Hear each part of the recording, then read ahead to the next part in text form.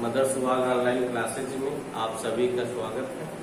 जैसा कि आप लोगों को भूगोल में पाठ 5 खनिज एवं ऊर्जा संसाधन के विषय में पढ़ा रहे थे, आज हम उसी के आगे बुक के माध्यम से खनिजों का वर्गीकरण करेंगे, जिनमें प्रमुख खनिज के प्रकार हैं धात्विक, आधात्विक, ऊर्जा खनिज। ये खनिज के मेन काइंड्स हैं। इनके अंतर्गत जो जो चीजें आती हैं इसके बारे में हम चर्चा करेंगे। जैसे आपका धात्विक, धात्विक का मतलब ही होता है जिसमें धातु का अंश हो, उसे ही धात्विक कहते हैं। धातु में कौन कौन से आते हैं, जैसे लोहा, जस्ता, तांबा, पीतल, सीसा, मैग्नीज, निकल, बॉक्साइट व कोबाल्ट, ये सारी चीजें क्या है, धात्विक है। धात्विक का मतलब ये होता है जिन वस्तुओं में धातु की मात्रा पाई जाती है उसे धात्विक कहते हैं। इनमें प्रमुख है जैसे लौह, लौह मीन्स लोहा, तांबा, लौह, सीसा, जस्ता, वायस्क, मैग्नीज, निकेल, बॉक्साइट आदि क्या है, धात्विक है। अधात्विक का मतलब ये होता है जिसमें धातु ना हो, मतलब जिन वस्तुओं में धातु की मात्रा नगण्य हो उन्हें कहते हैं अधात्विक। अधात्विक के अंतर्गत आता है आपका जैसे आभ्रक, नमक, पोटास, सल्फर, चूना पत्थर है आपका जो संगमरमर तथा बालुए पत्थर, ये सारी चीजें हैं, ये आधात्विक खनिजें हैं जो हमारे उत्तर प्रदेश में आधात्विक खनिजें ही पाई जाती हैं। हमारा जो प्रदेश है ये खनिजों से गरीब है, एक तरीके से कहा जाता है। इसमें खनिज नहीं पाई जाती हैं, धात्विक तो बिल्कुल नहीं पाई जाती हैं, और इसमें जो पाई भी जाती हैं तो आधात्विक खनिजें पाई जाती हैं। जैसे यही चूना पत्थर है, संगमरमर है, ये ऐसे चीजें हैं जो हमारे प्रदेश में पाई जाती हैं। और ऊर्जा खनिज जो है जैसे कोयला, पेट्रोलियम तथा प्राकृतिक गैस, ये सारी क्या है, ऊर्जा खनिज। ऊर्जा का मतलब ये होता है जिससे हमको ऊर्जा प्राप्त होती है। जिन वस्तुओं से हमें ऊर्जा प्राप्त होती है उसे ही ऊर्जा खनिज कहते हैं।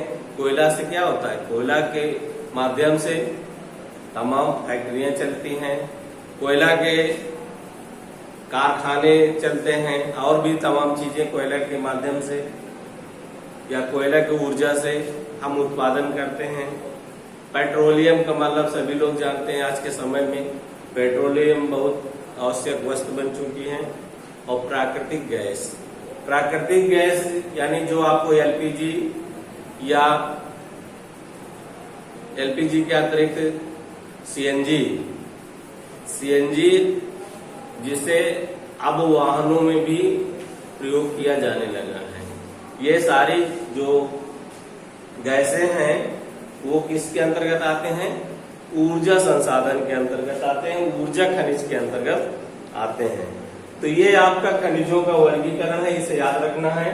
धात्विक, आधात्विक, ऊर्जा खनिज। धात्विक का मतलब जिसमें धातु का अंश हो, आधात्विक का मतलब जिसमें धातु का अंश ना हो, ऊर्जा का मतलब जिन वस्तुओं से ऊर्जा की प्राप्ति हमें होती है उसे ऊर्जा खनिज कहते हैं। अब हम इसी में आगे चलेंगे। खनिजों की उपलब्धता, खनिजों की उपलब्धता कहाँ से होती है, कैसे होती है, इसके बारे में हम चर्चा करेंगे। सामान्यतः खनिज अयस्कों में पाए जाते हैं। किसी भी खनिज में अन्य अवयवों या तत्वों के मिश्रण या संचयन, ऊष्मा संचयन हेतु ऊष्मा व दबाव का परिणाम है। अवसादी चट्टानों में दूसरी श्रेणी की खनिजों में जैसे जिप्सम, पोटास, नमक, व सोडियम सम्मिलित है। इनका निर्माण विशेषकर शुष्क प्रदेशों में वाष्पीकरण के फलस्वरूप होता है। इसमें है आगे जैसे खनिजों के निर्माण की एक अन्य विधि धरातली चट्टानों का अपघटन है। क्या है? धरातली चट्टानों का अपघटन। चट्टानों के घुलनशील तत्वों के अपरदन के पश्चात अयस्क वाली अवशिष्ट चट्टानें रह जाती हैं। बॉक्साइट का निर्माण इसी प्रकार होता है। कैसे होता है बॉक्साइट का निर्माण? दो धरातली चट्टानों के अपघटन से बॉक्साइट का निर्माण होता है।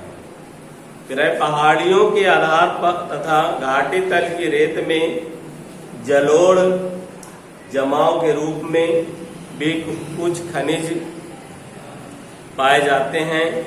ये निक्षेप प्लेसर निक्षेप के नाम से भी जाने जाते हैं। इनमें प्रायः ऐसे खनिज होते हैं जो जल द्वारा घर्षित नहीं होते हैं।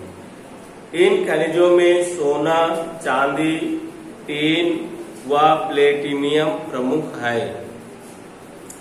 फिर कुछ धातुएं हैं जो हमारे सागर या महासागरों से प्राप्त होती हैं, उसके बारे में देखेंगे।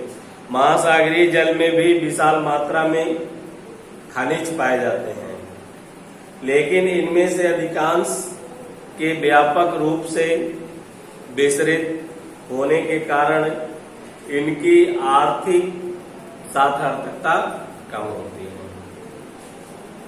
फिर भी सामान्य नमक, मैग्नीशियम तथा ब्रोमाइन ज्यादातर समुद्री जल से ही प्रागृहित होते हैं। महासागरीय तली भी मैग्नीज प्रतिकाओं से बनी होती है। इसमें एक तथ्य भी है, जैसे रेड होल के अनुसार है, भारत में अधिकांश खनिज राष्ट्रीयकृत हैं। हमारे देश में जितने भी खनिज हैं उनमें से अधिकांशता राष्ट्रीयकृत हैं और इनका निष्कर्षण सरकारी अनुमति के पश्चात ही संभव है। और इनका जो उत्खनन होता है इसमें सरकारी स्तर से मंजूरी मिलना आवश्यक होता है। किंतु उत्तर पूर्वी भारत के अधिकांश जनजातीय क्षेत्रों में खनिजों का स्वामित्व व्यक्तिगत व समुदायों को प्राप्त है। मेघालय में कोयला, लाव अयस्क, चूना पत्थर व डोलामाइट के विशाल निक्षेप पाए जाते हैं। कहाँ पर? मेघालय के क्षेत्र में आपका कोयला, लाव अयस्क, चूना पत्थर, डोलामाइट के विशाल निक्षेप माने विशाल भंडार पाए जाते हैं। जेवाई व चेरापूंजी में कोयले का खनन परिवार के सदस्य द्वारा एक लंबी संकीर्ण सुरंग के रूप में किया जाता है, जिसे रैट होल खनन कहते हैं। रैट होल खनन का क्या मतलब है? जिस कोयले की खदान को एक विशेष परिवार द्वारा खोदा जाता है या कोयला निकाला जाता है, उसी सुरंग को रैट होल के नाम से जाना जाता है। ये आपका प्रमुख है। आज आप लोगों को यहीं तक, कल के टर्न में उसके आगे हम आप लोगों को समझाएंगे। आपको इसमें विशेष याद रखना है जो खनिजों का वर्गीकरण है, ये इम्पोर्टेंस है। आपका यहाँ से जरूर क्वेश्चन बनता है कि धात्विक खनिज किसे कहते हैं, अधात्विक किसे कहते हैं, ऊर्जा खनिज क्या है, इनके जो संसाधन हैं इनके बारे में प्रश्न पूछा जाता है। तो इन्हें सभी बच्चे अच्छे से समझेंगे और किसी भी क्वेश्चन में किसी भी तरीके की प्रॉब्लम हो तो आप लोग संपर्क कर सकते हैं।